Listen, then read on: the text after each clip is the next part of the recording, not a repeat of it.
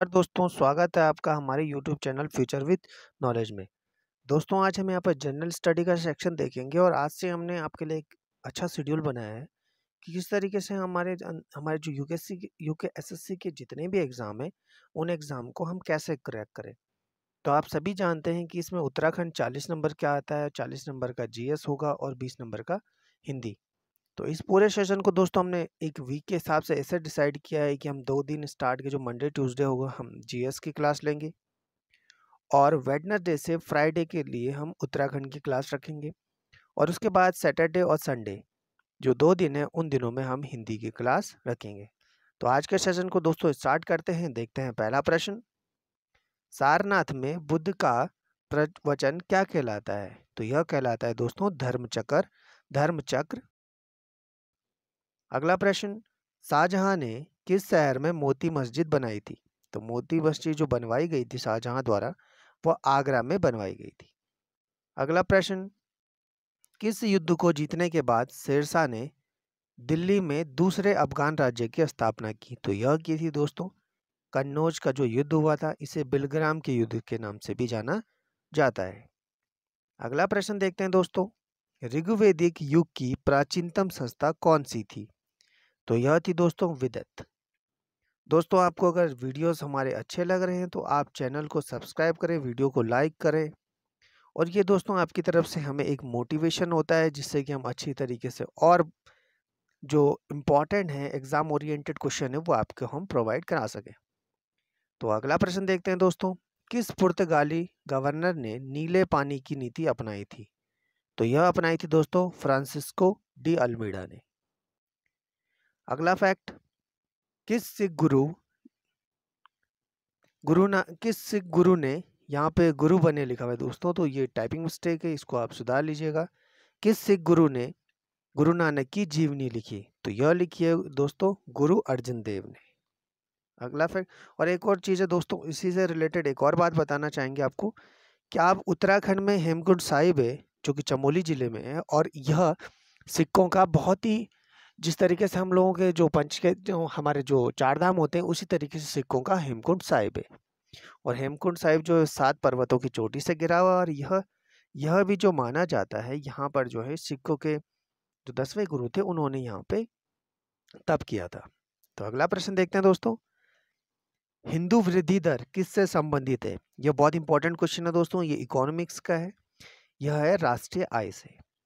किस समाज सुधारक की मृत्यु भारत के बाहर हुई थी?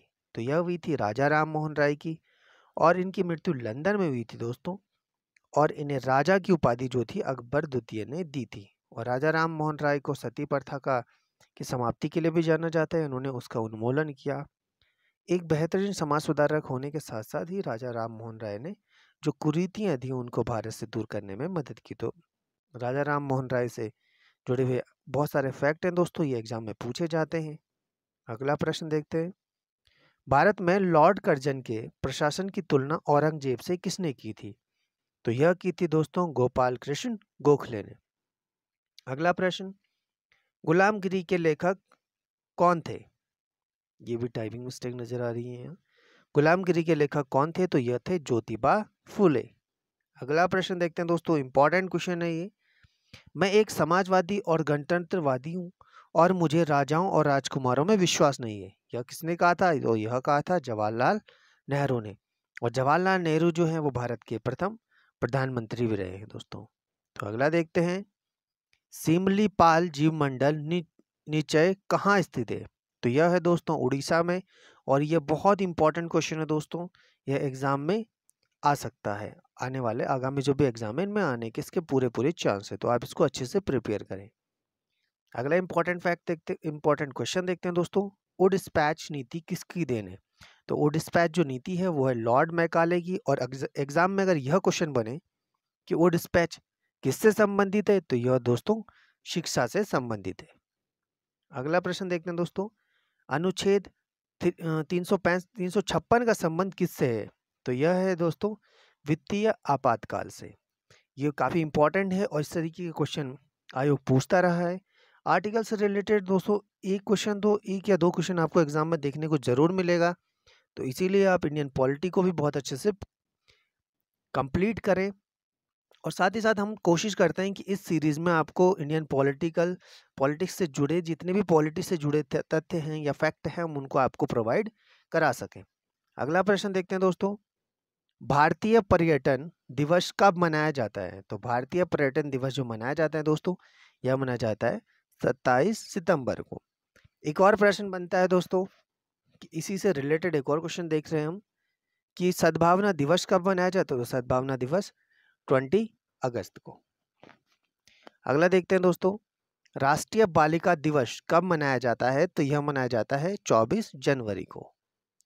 और इसी में दोस्तों एक और क्वेश्चन एक और बनता है कि अगर हम जनवरी मंथ की बात करें तो इसमें एक और दिवस मनाया जाता है, यह है भारतीय युवा दिवस। तो यह कब मनाया जाता है? यह मनाया जाता है 12 जनवरी को।